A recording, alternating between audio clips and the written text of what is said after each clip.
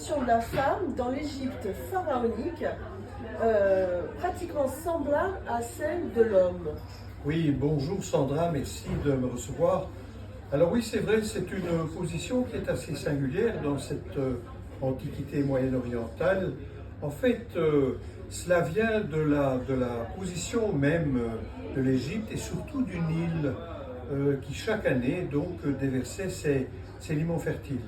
Donc les Égyptiens, ces premiers Égyptiens, voilà comme on peut les appeler, en fait étaient un peuple d'agriculteurs et d'éleveurs plutôt que de chasseurs. Alors quand on est chasseur, on peut chasser seul éventuellement, ce qu'ils ont fait puisqu'ils provenaient du désert du Sahara, lorsqu'il y a eu ce peuplement des rives de l'Égypte, du Nil. Et donc ils sont devenus des agriculteurs. Et on ne peut pas cultiver la terre tout seul. Quand on cultive la terre, on a besoin d'une aide et plus qu'une aide, de bras véritablement. Et ils vont le trouver auprès de leur épouse, auprès des enfants également, qui sont sans doute très nombreux.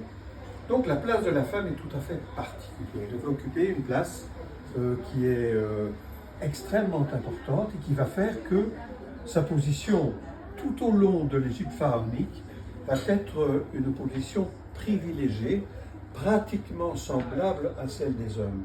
Alors bon, quand on entend ça, on se dit, mais ça on fait penser à notre époque, en réalité, puisque cette position est tout à fait contemporaine, la femme occupant aujourd'hui, Dieu merci, une place qui est pratiquement semblable à celle des hommes.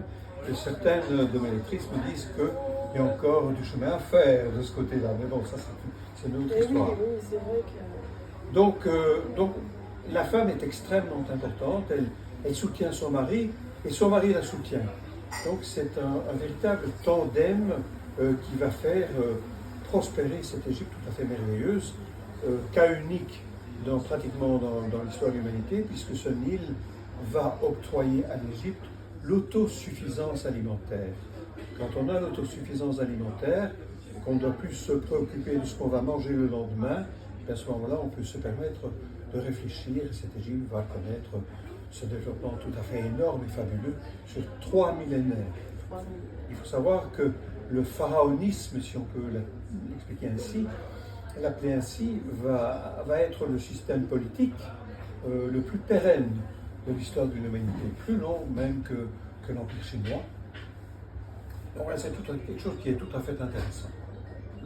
Oui, vraiment là, on plongeait dans une époque